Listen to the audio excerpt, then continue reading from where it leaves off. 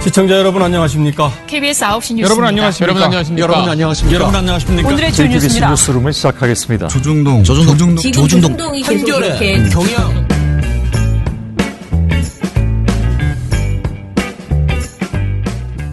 민원연의 미디어 탈곡기 724화를 시작하겠습니다. 예, 안녕하세요. 저는 언론 권력을 감시하는 시민단체 민주언론시민연합에서 사무처장으로 일하는 김원경입니다. 네, 종편 모니터 담당 활동가 임동준입니다. 이정일입니다. 예, 우리 동준 씨 되게 오랜만에 나왔죠. 아, 그러게요. 제가 거의 거의 한 일주일에 한 열흘? 번씩 그렇게 나오고 있습니다. 아니야, 일주일도 더 됐어 지난주는 지금. 안 나온 것 같아, 약간. 지난주에 제가 그러니까. 좋은 보도로 잠깐 나왔습니다. 잠깐 나왔구나. 아, 그랬구나. 아, 내가 없어서 그랬구나. 아, 되게 오랜만에 방송하는 것 같습니다. 오늘 저희가 미디어 스크랩을 보니까요. 어제 했던 PD수첩 방송이 나름 화제가 되고 있어요. 저도 이제 친구들이 있는데 저의 친구들께서 카톡을 한밤중에 했더라고요. 너 어디가 아프길래 얼굴이 그 모양이냐 이런 카톡을 하셨던데. 아니 PD수첩에 민원연 여러 번 등장합니다. 네. 그러니까 우리 그리고 조선희 활동가가 PD수첩에 인터뷰를 했습니다. PD수첩이 처음에 이제 저랑 인터뷰를 하고 나서 이 방송을 시간을 두고 좀 천천히 만들었거든요. 근데 한 2주 전부터 이제 준비를 해서 만들고 있었는데 뭘 하나 물어보는 거예요. 근데 이게 말을 뭐 이렇게 이걸 해달라는 것도 아니고 안 해달라는 것도 아닌데 계속 귀찮게 이렇게 자꾸 물어보시는 거예요. 이거 어떻게 생각하냐, 저거 어떻게 생각하냐. 그래서 내가 그건 생각하는 게 아니고 확인해봐야 된다. 그건 모니터링을 해야 된다. 그런데 그걸 해달라고 말을 못하는 거지. 미안해서. 부탁해야 하려니까. 그래서 우리가 한번 해볼게요. 그리고 조선희 활동가한테 이제 부탁을 했어요. 그래서 한 3, 4일 동안 우리 인턴분과 같이 굉장히 많은 보도를 분석을 했어요. 그런데 그 결과를 가지고 아직 보고서는 못 썼습니다. 저희가. 우리는 또 이게 제가 항상 하는 건데 누군가를 위해서 제공하는 자료일 때에는 그게 방송된 다음에 보고서를 내자. 그렇게 해서 좀 다른 거 먼저 하고 있어라. 보고서를 좀 PD수첩 방송하고 나서 내자라고 했어요. 그래서 오늘은 또 선희 씨가 지금 광주에 5.18 재단 그 프로젝트 결과 발표회를 내려갔기 때문에 이제 올라오면 보고서 써서 아마 다음 주에나 그 PD수첩 관련된 이야기 거기에서 나왔던 그 모니터 결과는 그때 얘기를 해보도록 하겠습니다. 저희 어제 좀 보셨는데 뭐 어떠셨어요? 저는 사실은 이제 검찰 개혁이 왜 필요한지 그리고 언론 개혁이 왜 필요한지를 보여주는 방송이라고 했는데요. 검찰 개혁이 왜 필요한지는 이미 최근에 여러 차례 다른 방송을 통해서 했고 이거는 진짜 언론 개혁에 좀 더 방점이 찍혀 있는 그런 방송이었고요.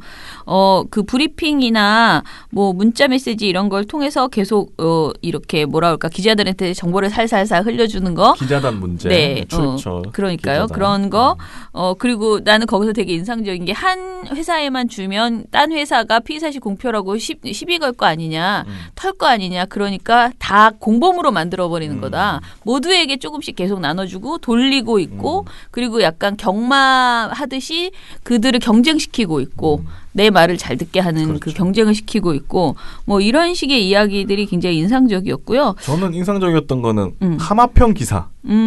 뭐 부장이나 뭐 이렇게 승진할 때가 되면 네. 기자한테 좀 잘 써달라고 하면서 하마평이 오르고 있다. 네. 이 사람이 이렇게 유능하다. 뭐 이런 걸 써주면 실제로 된다는 거예요. 그게 바로 우리가 계속 말하는 에드벌룬을 띄우는 거잖아요. 근데 그걸 띄웠는데 에드벌룬 띄웠는데 오히려 욕만 먹고 내려앉을 때도 있고 근데 이들이 어떻게 띄우느냐가 되게 중요하죠. 그렇죠. 이들이 그냥 시시하게 띄우지 않고 진짜 칭찬 위주로 딱 띄워버리면은 그게 될 때가 있죠. 거의 예전엔 다 됐죠. 그렇죠. 지금 이 정부에서는 잘 안 되지만.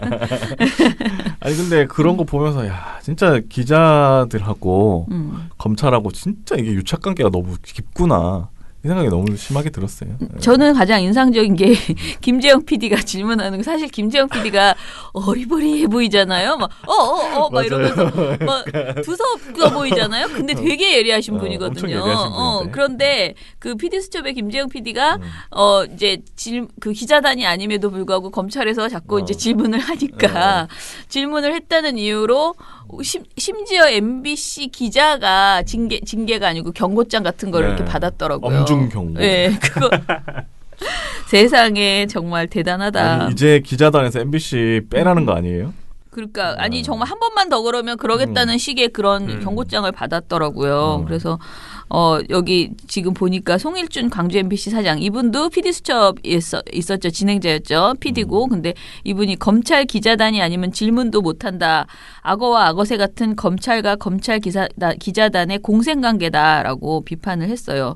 그러니까 정말 검찰 기자단은 도대체 자기들이 왜 거기에서 그런 특권을 그러니까 이게 생각하면 생각할수록 기자단을 폐쇄하는 것을 왜 그렇게 싫어하는지 이해가 가. 어마어마한 기득권인 거야. 정말 그렇죠. 어마어마한 특권이에요. 검찰반 단독 쓰면 승진하고 네, 상 네. 받고 네. 이렇게 되니까 그리고 거기 들어가기가 그렇게 하늘의 별따기라고 그 민중의 소리 기자가 막 충성을 다하겠다, 정진하겠다 막 네, 이렇게 각서 그렇죠. 쓰고 네.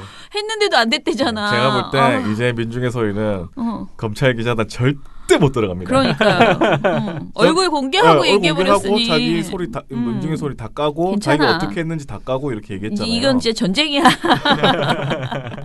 그래서 이제 KBS도 엄경철 국장도 나왔더라고요. 네네, 그래서 네. 와 MBC PD 수첩에 KBS 국장이 나왔다. 그러니까. 그것도 참 신기했습니다. 예.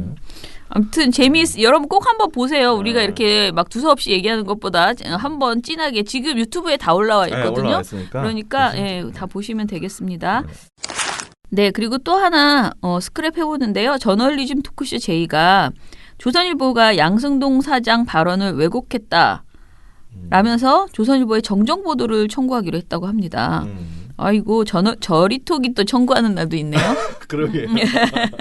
늘 그런 것은 저쪽에서 하는 것인 줄 알았는데 조선일보는 3일 양승동 사장의 기자 간담회에 대해서 보도를 했는데요. 조선일보가 KBS 양승동 사장이 2일 미디어 비평 프로그램 저널리즘 토크쇼 제2에 대해서 시청자들에게 공감받으려면 패널이 일방적으로 구성되어선 곤란하다고 말했다면서 KBS의 수장인 균형 감각을 잃었다고 스스로 인정한 셈이다. 라고 보도했습니다. 관련 기사 제목은 양승동 저널리즘 토크쇼 제2 패널 일방적으로 구성됐다 였어요. 조선일보 보도를 보면 양 사장이 저리톡의 그 패널 구성에 문제가 많다고 언급한 것으로 보이죠. 그렇게 보일 수밖에 없네요. 그죠? 하지만 저리톡 제작진은 조선일보가 양승동 사장의 발언을 교묘히 왜곡해서 특히 제목에서 저리톡을 문제 삼은 것처럼 단정해서 보도했다라고 그렇게 봤다고 합니다. 양 사장은 이날 서울 여의도 KBS 하옥에서 열린 기자간담회에서 반대 의견을 가진 사람도 패널로 나와야 하지 않느냐라는 질문에 대해서 다른 시각을 갖고 얘기하는 출연자가 있어야 프로에 힘이 생긴다며 균형 감각을 수시로 주문하고 있다라고 말했다고 합니다. 나아가 조선일보는 선거 공정성까지 영향을 끼칠 수 있다라고 주장을 했는데요. 조선일보에서는 홍성철 경기대 미디어 영상학과 교수의 말을 인용하면서 사장까지 편향성을 의식하고 있다는 것은 해당 프로그램이 객관적으로 명백히 정부 편향적 내용을 방송하고 있다는 말이다. 5개월도 안 남은 선거까지 영향을 미치지 않도록 KBS 자체적인 개선이 필요하다라고 보도했다고 합니다. 근데 헤럴드 경제 기자가 한 말을 제가 다 읽어드려야 될 것 같아요. 저리톡 프로그램이 보수 언론이 뭐라고 하면 부정해서 싸움을 하는 양상이 있다. 느껴진다. 한층 더 높은 저널리즘 비평이 됐으면 한다. 미운 놈 떡 하나 주는 멤버 구성이 필요하지 않나. 오히려 다른 의견 충돌에서 좋은 결론을 도출할 수 있다는 식의 느낌이 들었다. 공정성이란 건 균형감이기도 한데 그런 점에 전반적으로 좀 더 보수적이고 그런 얘기들을 끌어들이면 설득력을 갖출 수 있을 것 같다. 라고 얘기를 했어요. 질문을 이렇게 던졌습니다. 그걸 두고 양승동 사장이 말씀하신 것에 대해서 대부분 동의를 한다. 계속 균형 감각을 제작진과 데스크에게 수시로 주문을 하고 있고 패널이 좀 다른 얘기와 시각으로 있어야 프로가 구성적으로 힘이 있다고 생각한다. 이런 얘기를 했어요. 그러면서 초기에는 KBS 비판한 교수도 나오고 모 신문위원도 출연해서 섭외도 잘했다라고 언급한 적이 있는데 잘 안 나오려고 한다. 그 사람들이 잘 안 나오려고 한다고 그거예요. 안타깝게 생각한다. 프로그램 제작진이 계속해서 노력하고 프로그램을 위해서 설득력을 높이고 공감을 받기 위해선 패널을 일방적으로 구성되는 건 곤란하다고 생각한다. 저리톡 제작진이 그런 방향으로 지혜를 모으고 할 것으로 믿고 있다. 이렇게 얘기를 했어요. 좀 헷갈리네요. 저는. 솔직히 말하면 저는 양승동 사장의 발언이 적절치는 않았다고 저는 생각합니다. 그렇죠? 왜냐하면 저는 저널리즘 토크쇼 제이가 그 패널 구성에 있어서 보수 진보를 똑같이 양적으로 맞췄다면은 저는 그 내용이 나오지 않고 산으로 계속 갔을 거라고 생각을 하거든요. 산으로 갔죠. 저는 네. 오히려 좀 더 쉬워져야 된다라는 주장은 제가 계속 하고 있죠. 저리톡이 너무 전문가들끼리의 어떤 대화의 장이 되어 버려가지고 언론학자가 아니면은 재미없어서 못 들을 것 같은 그런 느낌을 줄 때가 많아요. 이게 너무 우리는 무슨 저널리즘 무슨 뭐 이런 전문적 해석 별로 원치 않아요. 그냥 정말 사실은 무엇인가 어떻게 보면 어떤 보도에 대한 팩트 체크 하루에 한 개씩 그러니까 하나씩은 꼭 해줬으면 좋겠고 저는 그게 코너가 좀 구성이 좀 다양했으면 좋겠어요. 그냥 하나를 잡아가지고 쫙 풀어내는 어떤 교과서 같은 그런 지금 구성을 하고 있는데 너무 정말 교과서 같거든요. 그래서 지금은 어떻게 계속 우리가 이제 팬들이 있어가지고 다행히 이제 가지만 이게 언론 문제는 이렇게 패턴화되어 있어가지고 같은 문제가 계속 발생되거든요. 예. 안 바뀌어. 예. 그런데 이제 그렇게 되면은 아마 저는 재미가 없을 거라고 생각을 해서 그 부분이 좀 보완이 됐으면 좋겠다라는 생각이지 지금 제가 보기에 이 방송에서 지금 양승우 사장님 말씀하시는 그 이제 패널 구성이 일방적으로 구성되어 있다라는 점에 대해서는 저는 아닌 것 같아요. 그러니까 그 일방이라는 것이 꼭 그 균형감이라는 것이 여야에 누군가가 나와서 하는 게 아니고 오히려 조선일보 보도를 비평할 때 노동자가 나와야 되는 거죠. 그러니까 만약에 노동 보도를 하면 노동자 당사자가 나와서 우리가 그동안 어떤 이런 보도로 인해서 피해를 받았는지 이런 얘기도 하고 그렇죠. 저는 그런 좀 다양한 사람들이 좀 나왔으면 좋겠는데 다 너무 이렇게 관조적 입장에서 있는 사람들이 나오는 것 아닌가. 그래서 저도 내가 많이 나가면 안 된다고 생각하는데 그 이유가 시민단체보다는 당사자 있잖아요. 장애인권이면 장애인이 나오고 이렇게 당사자들이 많이 나와서 잘못된 보도로 피해를 입은 그렇죠. 당사자. 그 보도로 지역 언론이면은 지역 언론 기자나 지역 언론으로 인해서 피해를 받은 분들, 지역 언론 단체들 이런 분들이 나오고 그렇게 좀 다양하게 구성될 필요는 있다. 그런데 이거를 꼭 보수 패널이 나와가지고 무슨 종편처럼 방송하자. 그렇죠. 그거는 저는 아니라고 생각하거든요. 그리고 그런 건 있잖아요. 썰전도 있고 거기 가서 보세요. 그런 게 그렇게 종편에 필요하면. 많아. 네. 그렇죠. 거기 가면 말씀. 아니 그러면 종편에 다 지금 그래. 조선일보가 이 소리 할 거면 니네 방송이나 고치라 그래. TV조선이나. 지네는 노상 그런 식의 방송을 하면서 편향적인 방송을 하면서 이건 편향이 아니고요. 부적절한 보도, 오보, 왜곡 보도 이런 것에 그러니까 진실을 전하지 않는 보도의 이면을 보여주는 거예요. 그렇죠. 근데 거기에서 굳이 그거를 왜 균형이니 뭐니 이런 소리를 이거를 굳이 인정할 필요 없다라고 저는 생각하거든요. 그리고 이 헤럴드 기자가 하는 질문의 취지가 이제 사실은 아무리 돌려서 얘기를 해도 편향적이지 않냐 이 소리거든요. 그렇죠. 예.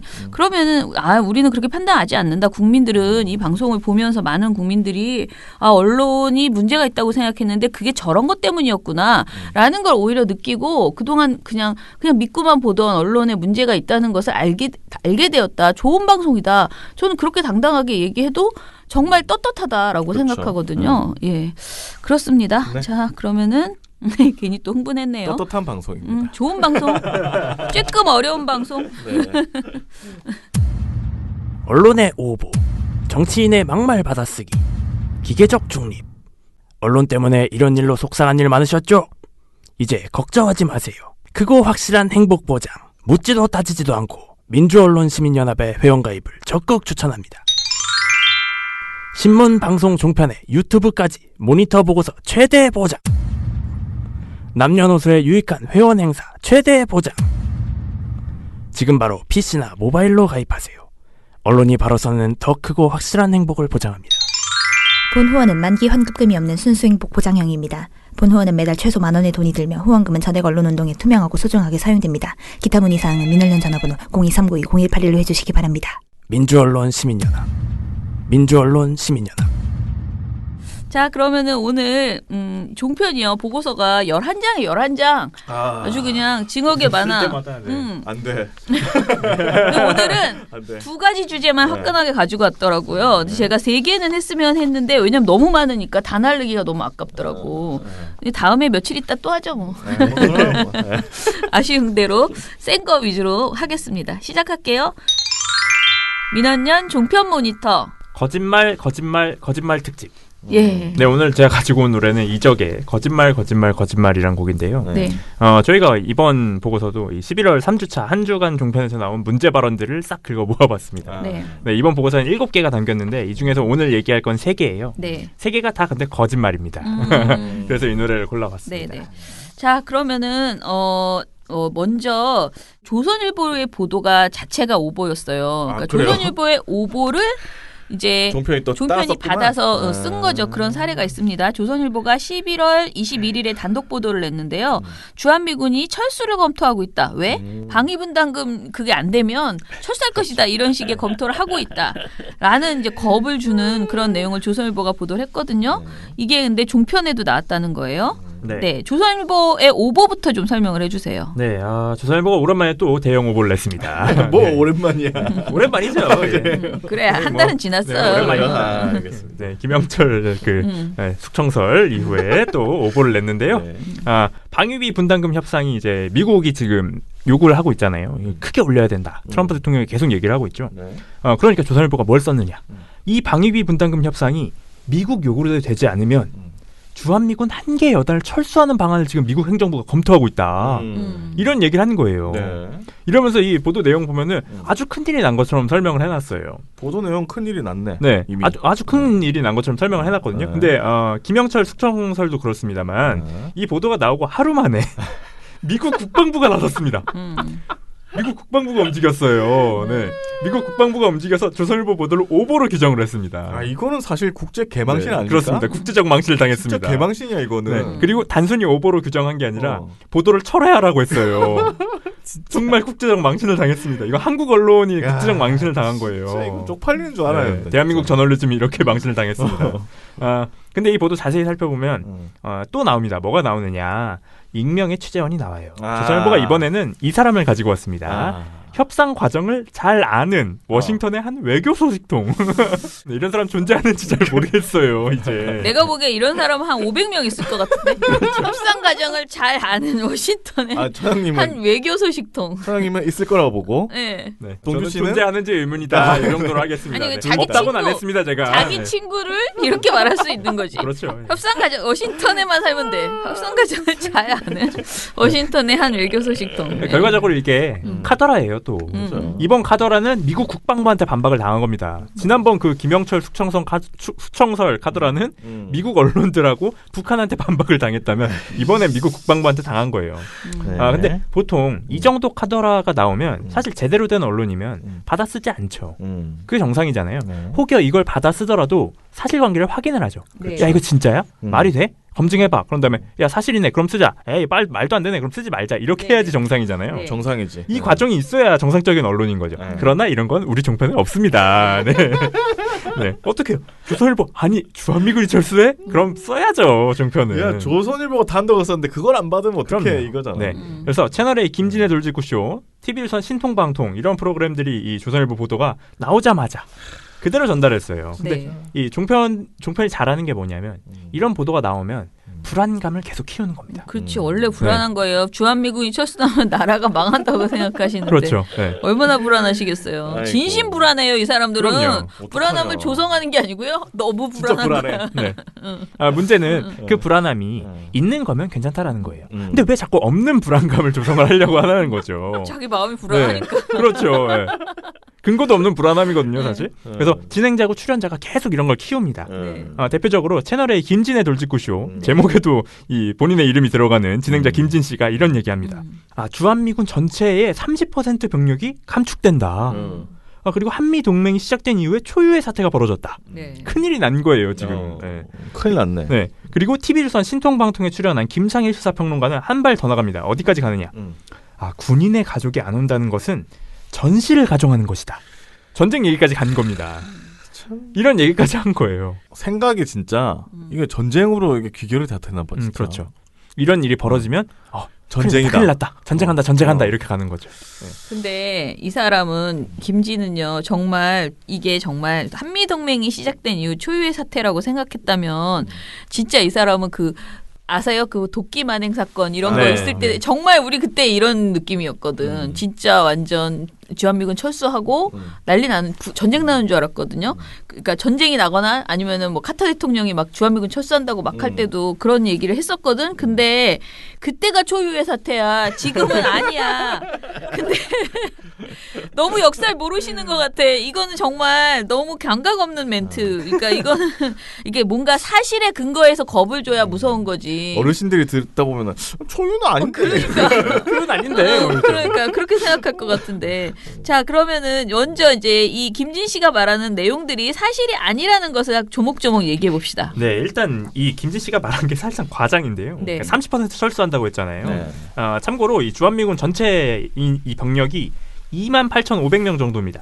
진짜 많다. 3만 명이 조금 안 돼요. 그래서 30%를 떼면 9,500명 정도입니다. 근데 조선일보 보도가 물론 오보였지만 네. 조선일보가 뭐라고 표현했냐면 한 개 여단만 철수를 검토하고 있다고 했어요. 주한미군 한 개 여단의 규모는 3,000에서 4,000명입니다. 9,500명 아니에요. 그러니까 거의 한 2배를 부풀린 거예요. 지금 김진 씨가. 그리고 사상 초유의 사태. 이것도 뭘 가지고 왔냐면 익명의 취재원을 가지고 왔어요. 익명의 취재원이 한 말이었거든요. 네. 누구였냐면 전직 고위 외교관. 이렇게 해서 그냥 익명의 취재원이에요. 이 사람이 이렇게 말을 했다라는 거죠. 사상 초유의 일이다. 그 취재원들 있으면 손절하십시오. 그럼요. 손절하셔야 됩니다. 없으면 지원하지 마시고. 네.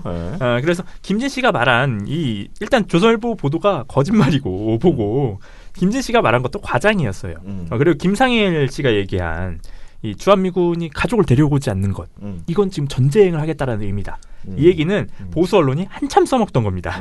조선일보 저희가 지금 보고서에서는 굉장히 쉽게 작년 5월에 했던 이 조선일보 보도를 가지고 왔습니다만 늘 나왔던 얘기예요. 늘. 뭐만 하면은 주한미군 가족들 다 떠난다. 곧 있으면 전쟁한다. 이거 보수 언론이 늘 했던 거거든요. 추가로 말씀을 드리면 주한미군 순환근무를 합니다. 가족이 안 오는 게 이상한 일이 아니에요. 순환근무이기 때문에 언제든지 왔다가 또 돌아가야 된단 말이에요. 그쵸. 이상한 일이 아닙니다. 그리고 가장 결정적으로 주한미군 감축이 하고 싶다고 마음대로 할 수 있느냐 미국 행정부가 그게 아닙니다. 네. 왜냐? 미 의회가 이미 법을 제정을 했어요. 미국도 법대로 돌아가는 나라잖아요. 그렇죠. 그래서 국방수권법이 있습니다. 미국에. 이걸 제정을 해서 2019년 올해의 주한미군 최저 규모가 22,000명으로 정해졌어요. 그러니까 김진 씨가 말한 애초에 30% 그거는 말이 안 되는 거예요. 법을 못 지킵니다. 그리고 올해에도 이 국방수권법을 또 개정을 해서 의회에서 통과를 시켰는데 올해 6월에 통과시킨 법안에는 현재 규모가 28,500명이라고 말씀드렸잖아요. 네. 그 규모를 최저 규모로 설정한 법안이 통과가 됐어요. 6월에 의회에서. 그러니까 제대로 된 언론이면 이런 상황을 짚어야 되는 거죠. 아니 동준 씨는 어떻게 알았어요? 이걸 어떻게 하냐고요? 네. 검색을 해보시면 다 나와요. 국방수권법이라는 게. 저희 인턴분이 검색을 해서 다 찾아내셨어요. 아니 이 채널에도 언론사잖아요. 기자가 있을 거고. 찾아내세요 이런 거를. 인터넷 검색도 안 해보시네. 아유 인터넷 검색은 뭐 상식도 없는데 무슨 인터넷 검색. 아니 검색 안 하고도 다 알고 있는 완전히 그냥 누구나 그렇죠. 아는 내용도 모르고 있는데 사실은 무슨 소리입니까? 주한미군이 우리가 좋아서 있는 게 아니고 미국이 좋아서 우리나라에 그렇죠. 있는 겁니다. 중국이나 러시아 견제할 용도로도 있고 여러 가지 요건에서 보면 주한미군 철수가 굉장히 쉽지가 않아요. 네. 근데 이제 사실은 이 말을 나는 오히려 뭐 예를 들어 트럼프가 했다. 그럼 트럼프가 하는 말을 난 잘 안 믿다 보니까 만약에 트럼프가 조선일보 오보다 그러면은 조금 오보 아닌가라고 헷갈릴 것 같기도 한데 솔직히 말씀드려서 그런데 국방부가 너무 진지하게 오보라고 이제 주장했어요. 미국 얘긴데. 이게 다른 나라 얘기도 아니고 미국이 주한미군을 철수시킨다는 거를 미국의 국방부가 나서서 그런 일 없다. 오보다. 그리고 보도를 철회하라라고 요구를 했잖아요. 그러면은 조선일보는 그렇게 막 대통령이 미국 면전에서 거절했다고 막 이런 소리 하는 그 조선일보는 그렇죠. 당연히 미국 면전에다 대고 빨리 사과를 해야 되는데 빨리 절을 해야지. 아니 빨리 무릎 꿇어야지. 사과도 안 하는 것 같고 그다음에 TV조선과 채널A는 또 이런 보도를 연이어서 같이 사고를 쳤잖아요. 그럼 그렇죠. 이들도 또 면전에 대고 뭘 해야 될 텐데 이들도 정정 보도 안 하는 것 같고 그렇거든요. 지금 정확한 사실관계가 어떻게 됐어요? 이게 보통 이 보도를 내고 언론사가 반박이 나오잖아요. 근데 언론사가 만약에 내 보도가 정말 타당해. 그리고 내가 가지고 있는 정황하고 증거가 이럴 수밖에 없어. 그러면 재반박 보도를 내죠. 예, 우리가 가지고 있는 정황하고 증거를 봐. 훨씬 그렇죠. 구체적이지. 봐. 그렇죠. 이게 타당하지라고 해야 되잖아요. 조선일보는 하루 만에 이제 미국 국방부가 반박을 하니까 유체 이탈 보도를 냅니다. 어떻게 빠져나가느냐? 보도 내용이 일단 굉장히 짧습니다. 미국 국방부 장관이 본지의 보도에 대해 들어보지 못했다며 부인했다. 주한미군 일개 여당 감축 가능성과 관련한 질문에 과장되거나 부정확한 기사를 매일 본다며 이같이 말했다. 이렇게 한 게 끝이에요. 뭐야? 그냥 보도로? 지네 거는 아니고 끝이에요. 어디서 매일 보다 보지? 아니 정정 사과 보도. 그리고 안한 보도를 거지. 철회하라고 했는데 안 했어요. 일단 그래서 이 보도를 쭉 읽어보면 본인들에 대한 비판을 한 거잖아요. 국방부가 미국 국방부가. 근데 거의 남의 일인 것처럼 써놨어요 기사를. 그냥 기사가 이렇게 네, 나왔다고? 이렇게 해서 굉장히 짧은 기사를 하나 내고 끝냈습니다. 이거. 원래 정정하거나 이러면은 정정합니다. 그렇죠. 뭐 어떤 네. 기사에 대해서 뭐 사과합니다. 그렇죠. 뭐 이런 얘기를 하는데 그게 아니면 정말 본인들 주장이 타당하고 확실하면 반박 보도를 내던지 그래야 되는데 그게 아니에요. 그냥 유체 이탈 보도를 낸 겁니다. 이렇게. 미 국방부 장관이 들어본 적 없다더라. 국방부 장관이 그런 얘기는 들어본 적이 없다더라. 근데 그거 누가 한 건지 모르겠어. 뭐 약간 이 정도가 되는 거죠. 유체 이탈 보도를 낸 거예요. 진짜 이분들은 신개념 그렇죠. 보도를 신개념이죠. 하시네. 조선일보가 이렇게 나갔잖아요. 그러면 채널A하고 TV조선은 이거 했으면은 큰일 났다. 정정보도라도 해야 되잖아요. 당연히 해야지. 한마디 안 합니다. 정정보도를 안 했어요. 야, 진짜 양심 없다. 이런 방송을 하고 있습니다 지금. 아니 근데 진짜 초유의 사태는 이거네. 네, 초유의 사태죠 정말. 아니 이게 초유가 여러 가지 섞인 게 미국 국방부가 나서서 오보라고 한 적이 있었습니까? 우리나라 보도를 보도에 철회하라고. 대해서? 네. 그런 적 있었어. 난 한 번도 못 봤어요. 초유의 사태인 것 같습니다. 진짜 정말. 초유의 사태야. 근데 이 조선일보의 이 보도도 정정도 아니고 사과도 아닌 유체이탈 보도도 이것도 난 초유인 것 같아요. 네, 초유의 사태입니다 정말. 그리고 그거를 받아서 방송을 한 채널A 여기도 모른 척하고 이거 다 TV조선도 초유야. 모른 척하고. 네. 대단합니다. 이거는 진짜 다 초유야. 세 개가 다 초유의 사태입니다 지금. 아무튼 근데 이 조선일보는 이게 습관이 됐어 지금. 그러니까 오보를 내놓고도 절대 사과를 하지 않아. 이게 나쁜 버릇이 딱 밴 건데 우리 그때 그거 있잖아요. 북한에 뭐 들어갈 때 돈 10,000달러인가 네. 요구했다라고 네. 했던 그것도 지금까지도 자기네들은 오보 아니라고 우기잖아요. TV조선 보도. 네. 그런 식으로 지금 난 들었어. 누구한테 들었다고 이렇게 우기면서 취재원을 보호하기 위해서 그 사람은 말해줄 수 없어. 그러나 난 들었다고 계속 이런 식으로 해서 이 딱 그 말이거든. 나는 있다 근거가 있다. 그렇지만은 그건 밝힐 수 없다. 그리고 제가 말하기를 쟤는 아니라고 하더라. 끝. 이렇게 얘기하는 거지. 그렇죠. 아무 말이나 다 할 수 있어요. 아니 이런 게 기사면은 아무거나 다 기사죠. 그렇죠. 이게 언론입니까? 그런 이게? 거야. 그냥 제가 막 떠들고 그걸 그냥 갖다 쓰면은 기사가 된다라는 거 아니에요. 뭐야 그러니까. 이게? 아무튼 이랬습니다. 자, 두 번째 거짓말을 봅시다. 두 번째 거짓말도 진짜 무식한 거짓말이거든요. 이게 지금 오늘 나는 솔직히 말하면 이거 진짜 무식한 거다. 아까 그것도 초유의 사태도 무식한 거잖아요. 두 번째도 마찬가지인데요. 뉴스타파의 나경원 의원 딸 입시 특혜 관련 보도에 대해서 했는데 이건 또 MBN이 사고를 쳤어요. 설명 네. 좀 해주세요. 두 번째는 이제 MBN 뉴스 앤 이슈라는 프로그램에 나온 건데요. 최근에 MBC 김종배의 시선 집중에 김호성 성신여대 전 총장이 출연을 했습니다. 네. 출연해서 무슨 얘기를 했냐면 나경원 의원 딸 입시와 관련해서 이게 권력형 입시 비리로 볼 수 있다. 이런 얘기를 하셨어요. 네. 이걸 이제 MBN 뉴스 앤 이슈가 가지고 와서 다룬 건데 11월 19일 방송에서 이 내용을 다루면서 뉴스타파 보도 얘기를 합니다. 뉴스타파 이걸 보도했기 때문에. 근데 문제가 뭐냐? 이 보도로 인해서 진행된 소송들의 결과를 정반대로 얘기를 한 거예요. 정반대로 설명을 한 겁니다. 헐. 그래서 누가 이런 얘기를 했느냐. 출연자 장예찬 시사평론가입니다. 네, 이분이고요. 네, 이분이 이런 얘기를 했어요. 법적으로는 그 당시에 어느 정도 나경원 원내대표 측 손을 들어주는 방향으로 정리가 된 것으로 알려지고 있고 이러면서 이 얘기만 듣고 보면 법적으로는 나경원 대표 측 손을 들어줬대요. 그러면 나경원 원내대표가 승소했나 보네? 이렇게 느낄 수 있는 설명인 네네. 거죠. 그렇지. 네, 이런 주장을 하고 나서 이걸 어디에 갖다 붙이냐면 김호성 전 총장이 이걸 비판했잖아요. 네. 권력형 이 입시비리로 볼 수 있다. 이런 주장을 한 걸 두고 이게 정치적 목적이 있는 거 아니냐. 다 끝난 사안을 법적으로 다 끝난 사안을 왜 다시 들고 나와서 이런 얘기를 하느냐. 정치적 목적이 있는 것 아니냐. 이렇게 비판을 한 거예요. 아니 이분은 어떻게 그 평론을 하시지? 그러니까 이 사람도 진짜 무식한 거지. 네. 사실관계를 이렇게 모르고 무슨 평론을 하냐. 아니면 뻔뻔한 거고 무식하거나 뻔뻔하거나 요즘 이 말이 유행이잖아. 조국 전 장관에 대해서 맨날 했던 말 몰랐으면 뭐 무능한 뭐야 맨날 뭐 그 말. 아무튼 뭐 그런 그것처럼 거. 이 사람도 몰랐으면 무식한 거고 알았으면 뻔뻔한 거예요. 정말 말도 안 되는 소리거든요. 왜냐면은 이 사람이 지금 재판 결과를 완전 거꾸로 얘기했다 그랬잖아요. 그러니까 거짓말을 한 거죠. 마치 재판 결과가 아니고 법적으로 어느 정도 나경원이 이겼다라고 그렇죠. 말했단 말이에요.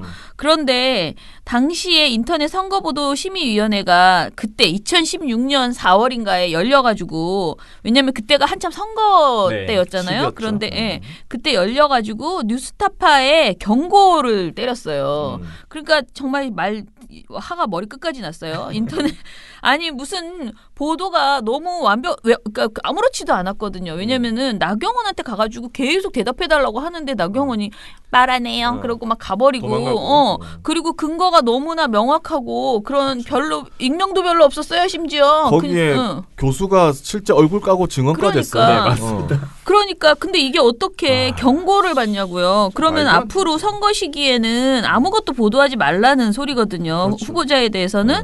그래서 이제 뉴스타파가 불복을 하고 행정법원 재판을 청구를 했어요. 근데 그게 올해 3월에 승소를 했어요. 완전히 이겼거든요. 네. 요 얘기를 좀 해주세요. 실제로 이 행정법원 판결문에 보면 뉴스타파 기자가 반론 기회도 부여를 했고 네. 그리고 오히려 나경원 의원이 취재를 거부했다. 그리고 뉴스타파가 보낸 질의서에 답변도 안 했다.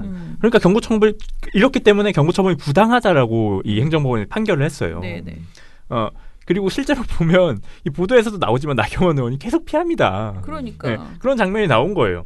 그리고 이것뿐만 아니라 나경원 의원이 이 보도에 대해서 허위 사실 유포라고 고발을 했어요. 뉴스타파를. 그래서 이 소송도 했는데 뉴스타파가 1, 2심 다 이겼습니다. 이긴 것도 그냥 이긴 게 아니에요. 설명을 드리겠습니다. 1심 재판부가 물론 뉴스타파 보도 중에 일부분이 좀 단정적 표현이다. 이렇게 지적을 했어요. 근데 전체 보도 내용을 다 보면 사실과 합치한다.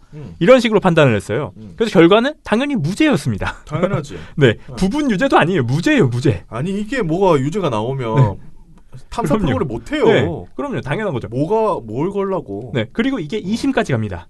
2심에도 가서 2심 재판부는 아예 뉴스타파 보도를 이렇게 설명했어요. 합리적 근거를 갖춘 의혹 제기를 한 것이다. 이렇게 설명했어요. 재판부가. 각자 힘든 장애를 가진 응시생 중에 유독 한 명에게만 베푸는 편의와 관대함이 다른 응시생들의 탈락으로 이어질 수밖에 없는 구조에서 어머니의 신분에 힘입어 특별한 혜택을 받는 것은 어떤 이유로도 정당화될 수 없다. 이런 얘기를 했어요. 당연하죠. 재판부가 오히려 이 보도에 나온 나경원 의원 딸의 케이스를 비판한 거예요. 그러니까 2심 재판부도 당연히 무죄를 때렸습니다. 무죄예요, 다. 두 번의 재판이 다. 네. 부분 유죄도 아니에요. 나 이게 재판까지 간 게 나. 그렇죠. 그게 네. 더 신기해. 네, 그러고 나서 나경원 의원이 이 항고를 취소해가지고 이 재판이 끝난 거예요. 결정적으로 그러니까 결론만 보면 뉴스타파는 어느 소송에서도 나경원 의원 측에 진 적이 없어요. 그러니까 법적으로 나경원 원내대표 측 손을 들어준 판결은 어디에도 없는 겁니다. 네. 그러니까 이게 지금 1, 2심이라고 하니까 또 대법원 가겠지 그러고 기다리고 계실지도 몰라. 워낙 무식한 분들이셔서 내 생각에는 그렇습니다. 그런데 이미 끝난 재판이고요. 끝났습니다. 예, 그리고 정말 내가 화가 나는 건 이 한성원 앵커라는 사람인데 이 사람은 사실관계를 최소한 자기가 진행자면은 어느 정도 알고 있어야 우리가 계속 말하는 상식이 없다 보니 아니 근데 신문도 안 보나 봐. 이 사람들 전부 다 그 패널도 많고 그 제작진도 많잖아요. 네네. 아무도 제지를 안 했어요? 그러니까 이게 그냥 정정이 끝까지 안 나왔다는 거예요. 그냥 갑니다. 진짜 좀 심각하네. 그리고 사실 저는 한성원 앵커가 처음부터 문제가 있었다고 생각하는데 이게 장해찬 시사평론가가 이렇게 말하기 전에 이 사람이 약간 유도성 질문도 하거든요. 나경원 원내대표 측의 얘기처럼 이게 2016년인가요? 아마 뉴스타파에서 보도돼가지고 소송까지 간 걸로 알고 있는데 그때 이미 결론이 내려졌다. 왜 지금에 와서 또 들추는지 의도가 있다라는 주장이거든요. 이렇게 말하는데 이 질문 자체가 부적절하다는 그렇죠. 거죠. 그렇네. 이 사람은 진행자가- 이미 자기도 몰라. 그렇죠. 자기도 진행자가 사실 이 지금 재판 과정들을 다 알고 있으면 이 주장이 부당하다라고 얘기를 해야 이거 되는 못 하는 거고. 거지. 그렇죠. 내가 이걸 만약에 대본을 줬어도 이거 말이 안 되잖아. 이렇게 했어야 되는데 그걸 못 하는 거지. 그냥 주는 대로 읽는 거죠, 지금.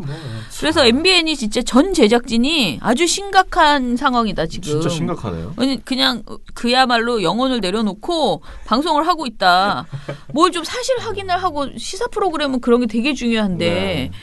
나는 솔직히 요즘 뉴스공장 보세요. 야 뉴스공장 그 무슨 출판기념회 했다 안 했다 가지고 경고받고 있는 세상입니다. 그런데 그런 시시껄렁 하든지 말든지 아무 상관도 없는 걸 했다 안 했다 가지고 경고를 맞는 법정 제재 받고. 네, 법정 제재를 맡고 있는 상황에서 지금 이 정도 내용은요, 진짜 방심위가 방송사 날려야 될 수준의 거짓말이에요. 아 근데 뭐 NBA는 명백한 뭐 내용인데 내년에 뭐 그것도 알 수 없어요. 알 수 지금. 없어요? 예. 알수 없죠. 아무튼간에 이렇게 했는데도 또 그래서 이거 다 심의 넣어가지고 다 진짜 넣어야겠네. 중징계 맞아야 되는 그런 사안입니다. 방심하고 있었는데. 네. 방심하시면 안 돼요. 알 수 없습니다.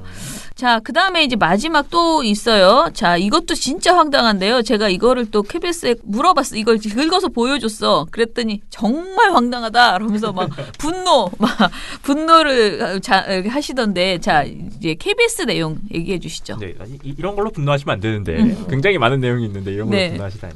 네. 어떤 내용이었냐면 11월 19일 TV조선 보도본부 한라인에서 나온 내용입니다. TV조선 표현을 빌리면 무려 KBS 양대 노조에서 이 KBS의 인사에 대해서 비판이 나왔다라는 건데요. 내용은 유시민 노무현재단 이사장이 KBS를 비판한 뒤에 이 진행된 인사에서 라디오 뉴스팀, 법조팀이 인사 탄압을 당했다라는 겁니다. 탄압을 당했다고? 네. 이들이 뭐 유시민 이사장이 말을 하니까 바로 비보도부서로 가버리고 바로 딴 팀으로 가버리고 이렇게 인사 탄압을 당했다라는 주장이에요. 그래요? 네. 이걸 두고 이른바 1노조, 공영노조 이 두 노조가 비판 성명을 낸 겁니다. 그러니까 이 비판 성명을 보고 나서 바로 이 진행자 엄성섭 씨가 양대 노조가 자 지금 이렇게 상황을 비판하고 나섰다 이런 겁니까? 막 이렇게 질문을 던져요. 양대 노조면은 전국 언론 노조, KBS 본부 그렇죠. 네. 하고 그다음에 KBS 그냥 노동조합. 네, 이렇게 돼야 되잖아요. 네. 그게 아니라고? 네, 그게 아닙니다. 양대 노조는 여기서 양대 노조는 네.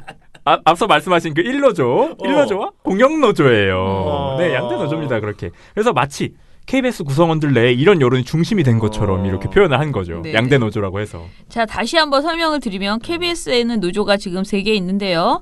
우리가 말하는 그 영실공이 제1노조, 그러니까 교섭을 할 수 있는 그 권한을 가지고 있는 노조가 전국언론노조 KBS 본부입니다. 민주노총 소속 네. 노조예요. 이 KBS 본부, 저는 항상 KBS 본부, 새노조라고 안 하고 KBS 본부라고 하는데 왜냐하면 새노조는 이제 2008년에 처음에 만들 때 그 전에 있던 노조하고 대비하려고 이제 새노조라고 한 거고 그렇죠. 자신들의 어떤 정체성을 새노조, 그러니까 왜냐하면 아직도 KBS 노조 그러면 과거의 그 노조, KBS 노동조합을 자꾸 생각하니까 새노조라고 얘기한 건데 저는 이제는 당당하게 그냥 KBS 본부라고 해야 된다고 봅니다. 새노조가 아니지 이제는 메인이지 우리가 메인 노조. 메인 노조. 그렇죠. 네. KBS 본부입니다. 제가 우리가라고 하니까 또 오해하실 것 같은데 갑자기 빙의 된 거예요. 제가 KBS 노조에.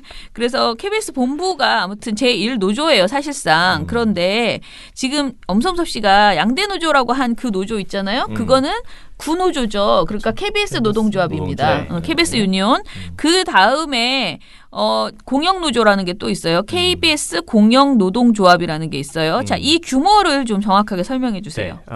실제로 KBS 내 노조에 가입할 수 있는 인원이 한 5,000명 정도라고 합니다. 네. 근데 이 중에 절반 정도가 이 언론노조 KBS 본부 소속입니다. 네. 그렇죠. 절반이나 거의 절반 정도를 보유하고 있는 1노조예요. 네. 굉장히 큰 규모인 거죠. 네. 엄성섭 씨가 양대 노조라고 표현한 KBS 노동조합. 네. 그렇죠. KBS 노동조합 그리고 공영노조 KBS 공영노동조합 여기는 훨씬 규모가 적습니다. 네.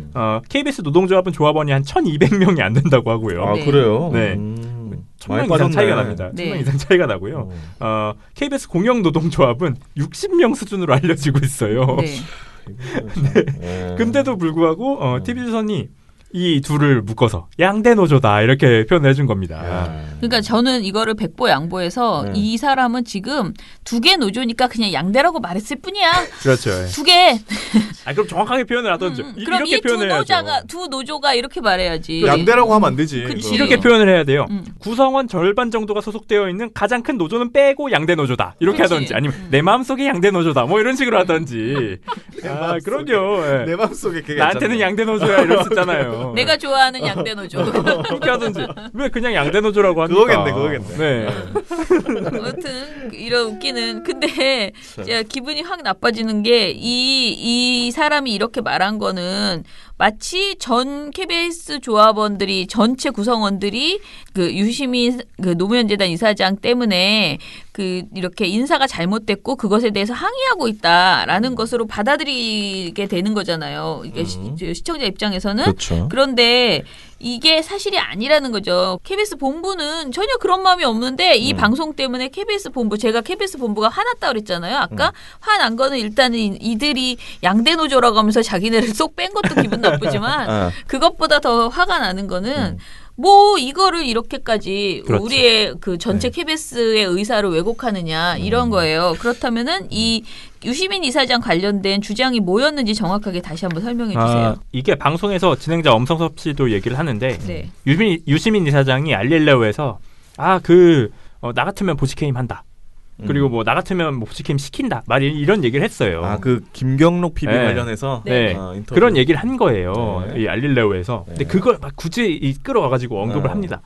거기다가 여기에 이제 다른 출연자 이도훈 문화일보 논설위원은 무슨 네. 얘기까지 하냐면 유시민 씨가 강력하게 요구한 이후에 바뀐 것을 보면 영향을 받았다고밖에 볼 수 없다. 양승동 사장이나 KBS는 최소한의 어떤 자존심도 없냐? 막 이런 얘기하고요. 국민의 방송이 아니라 유시민의 방송인 건지 조국의 방송인 건지 또는 정권의 방송인 건지 모르겠다. 막 이런 얘기하는 거예요. 진짜 웃기잖아요. 이거를 네. 그렇게 연결 짓는다고. 네, 이렇게 연결 지은 겁니다. 대단하시네. 근데 이 주장이 지금까지 완전히 다 소설입니다. 단순히 유시민 이사장이 말하는 대로 지금 KBS가 했으니까 부당한 인사 조치야, 인사 탄압이야 이렇게 얘기하고 있는 거예요. 진짜 좀 논설위원이시라면. 그러니까요. 네.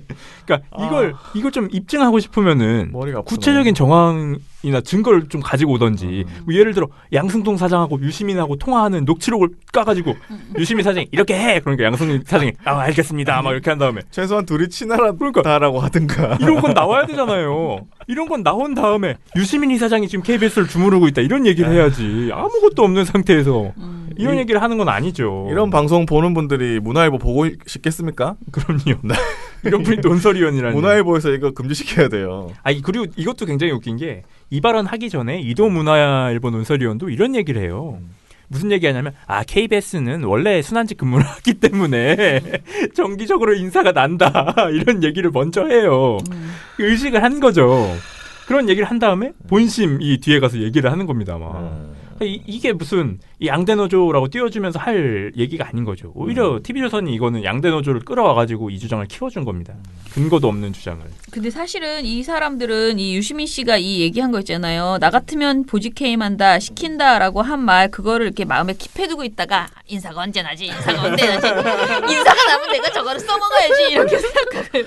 열심히 하시네. 그런 거 아니 그 킵해둬야지 이런 중요한 말은 핵심적인 열심히 하셔, 발언은 다들. 그렇게 나는 했다라고 생각을 합니다. 그래서 인사가 나니까 그러면은 양대 노조에서 뭐가 나올 거야. 그러면 내가 그거 가져다가 양대 노조라고 해야지라고 한 것 아닐까 이런 아무튼 재미있는. 그러니까 저는 양대 노조는 약간 무식한 정말 몰라서 했을 수도 있다라는 생각도 저는 좀 했는데 엄성석 기자가 그걸 모를 수가 없어요. 그죠? 네. 그러니까 이 사람이 또 기자잖아요. 이걸 모를 리가 없습니다. 예, 몰라요. 아까 그 앞에 나왔던 앵커분은 몰랐을 수도 있는데 엄성석 기자는 좀 알았을 것 같거든요. 그런 측면에서 이거는 비아냥거린 거다라고 생각이 듭니다. 아무튼간에 대단한. 그러니까 새노조가 열받아 할 만하네요.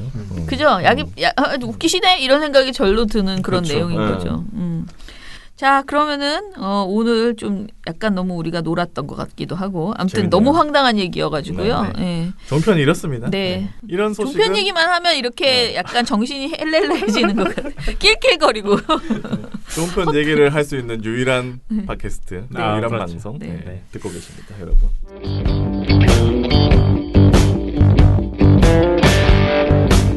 스마트폰 보다가 태연하게 가입했다. 가입이 간편하니까. 민주언론 시민연합.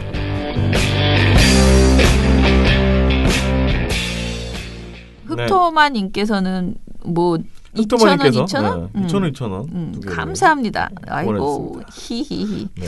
노란색 메모지님, 세월호 광장에서 만난 김태동 교수님, 정권이 바뀌고 60 기념행사에서 기쁨의 민중가요를 같이 부르시던 모습이 아직도 눈에 선하네요.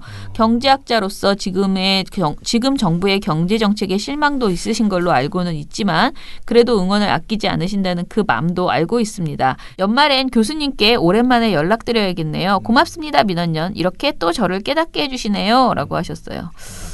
김태동 교수님 참 괜찮은 것 같아요. 저도. 아니, 이분은 아시는 분인가 봐요. 네, 이분 아시는 것 같죠. 개인적으로. 저는 김태동 교수님을 우리 남편이 일단은 좀 이렇게 되게 이렇게 뭐랄까 좋게 엄청 좋게 평가를 해서 사실 저는 남편을 통해서 예전에 한 10몇 년 전에 들었었거든요. 왜냐하면 김태동 교수님이 예전에 노무현 정부 때 일을 하셨었잖아요. 그래서 그때 이제 알았었는데 저도 이렇게 거리에서 만나서 같이 너무 선뜻 교수님 유명하신 분인데 우리 자문 좀 해줄래요? 제가 그렇게 했는데 진짜 그렇게 했거든요. 정확하게 얼마나 유명한 사람인지는 모르지만 유명한 건 안다 내가. 그러니까 그리고 진보적인 학자라는 것도 안다. 그런데 우리 민원연이 요즘 되게 열심히 하는데 어려움이 있다. 모르겠다 잘. 그래서 그래서 좀 도움이 필요하다라고 했는데 이게 되게 말이 느리시거든요. 근데 그렇습니까? 좋지요? 딱 그러시면서 선뜻 허락을 하셔가지고 근데 또 글을 너무 꼼꼼하게 잘 봐주시고요. 정말 정말 좋아요. 좋네요. 짱입니다. 네. 감사 많이 해주시기 바랍니다. 메밀국수님 항상 감사합니다 해주셨고요. 감사합니다. 우효님께서 친일파 노독서를 풀어주고 친일파와 붙어먹은 이승만과 닭깎기 마사오를 사랑하는 조선일보죠. 조선일보야 니들의 조국인 일본으로 꺼져라 라고 하셨는데 사이키드님은 민원연은 유튜브 채널을 더 활성화시켜서 가짜뉴스만 생성해내는 보수 유튜브를 견제하고 바로 잡아줘야 할 사명감을 가져야 할 듯. 이라고 하셨어요. 유튜브 돈을 좀 몰아주셔야 되는데. 보려면 저희가 회원이 한 돈이 5만 없어야 명은 돼. 넘어야 돈이 없어요. 공 하나가 더 붙어야 한다. 사람을 써야 합니다. 네. 돈입니다 다. 네. 요하님. 100년 전쟁을 여러 번 시청하면서 여러 번 울분을 토했던 사람으로서 정확한 역사 의식의 필요성을 느끼게 한 다큐였다라고 딱 정리해 주셨습니다. 네. 아주 훌륭한 정리십니다. 네. 그다음에 다시사니님 힘내라 민주언론 시민연합 잘한다 미디어 탈곡기 아자아자 뭔가 이게 운동회 때 나오는 구호 같습니다. 김영곤님은 신규 구독자입니다 하셨습니다. 감사합니다. 근데 신규 구독자입니다 하면서 김영곤님 옆에 아이디가 송이태 TV 구독자. 네. 여기서 또 송이태 회원. 우리 회원님, 우리 열혈 회원님. 네네. 네. 올해는 안 오실라나 모르겠네. 목요일인데 오실 겁니다 아마. 그죠? 자, 김야옹군께서는 이번에는 조선일보 기사도 웃긴데 이봉우 팀장과 김원경 사무처장님 만담도 너무 재밌어요. 우리 만담했어요? 안 했는데. 자, 이젠 안녕 얘기 안 할게요. 이젠 민폐 같네요. 댓글 2개를 다 읽으실 줄은 부끄럽습니다. 그렇게 말씀하셨어요. 김원준 씨 안녕을 제가 어제 안 넣었네요. 그러고 보니까. 넣어줬나요? 넣어주세요. 네, 정영광님은 불쏘시개 전단지 확이라고 하셨고 일본 앞제비 언론사회 악 그렇게 하셨어요. 최철우님 방송 듣고 나니 논평이 매우 기대됩니다. 2020년에도 색깔론이라니 어벤져스에게 부탁해서 과거에 머물러 있는 수구 세력들과 조선일보를 양자 터널을 통해 현재로 불러오고 싶네요. 미래를 이야기하는 우리 민원연 날 잡구나 수고하셨습니다. 라고 하셨어요. 사분사분하다님께서는 방통위 기준이 아직도 구한말에 남아있는데 21세기의 방송을 규제하려고 하니 사사건건 말도 안 되는 논리를 내세우죠. 시대는 바뀌었는데 여전히 구정물 안에서 오물 뒤집어 쓰고 남들이 거기 냄새나니 나와서 깨끗한 물에서 놀아야지 해도 익숙해져서 아무렇지도 않은 존재들이다라고 하셨습니다. 그리고 호아 K님은 방통위 방심위 위원들은 안 바뀌나요? 라고 하셨어요. 방통위원장은 바뀌었는데 말입니다. 그리고 또 방통위원도 한 분 또 바뀌었잖아요. 네. 2분이나 바뀌었습니다. 방심위는 아직 안 바뀌었습니다. 방심위 언제 바뀌죠? 내년에 바뀔 것으로 보입니다. 3년이 내년입니다. 작년 1월인가에 취임하셨으니까 지금 만 2년이 된 거고요. 내년 1년 딱 채워야 3년이 되는 것으로 알고 있습니다. PD 수첩을 보는데 진짜 에어라고 하시면서 활달소심님께서 기자단이 말만 기자들끼리 만든 출입처 모임이라고 들었지 이건 뭐 기자들인지 조폭인지 그러면서 출입처 제도 고친다고 하면 언론에 알 권리 운운하고 그러면서 영세 언론은 들어오지도 못하게 하고 니들이 기자냐 조폭이냐라고 이렇게 비판을 해주셨어요. 이 같이 여러분들도 다 많이 보세요. 제가 말씀드린 PD수첩 방송, 어제 방송 많이 보시기 바랍니다. 네, 그러면 오늘 방송 이것으로 마무리할게요. 민원연의 미디어 탈곡기는 내일도 열심히 전해드리겠습니다. 탈탈탈 안녕. 네, 오늘 뉴스데스크 마치겠습니다. 청년에게 시청해주신 꿈과 여러분 희망을 채널 A가 고맙습니다. 함께합니다. 시청해주셔서 KBS 뉴스 오늘 순서 모두 마치겠습니다. SBS는 앞으로도 내일 끝까지 뵙겠습니다. 파헤치겠습니다. 오늘 뉴스타임 8시 모두 뉴스 마치겠습니다. 여기서 마치겠습니다. 시청해주셔서 고맙습니다. 뉴스팔 여기서 마치겠습니다. 저희들은 내일도 함께해 주시죠. 최선을 다하겠습니다. 네, 안녕. 고맙습니다. 탈탈탈 안녕.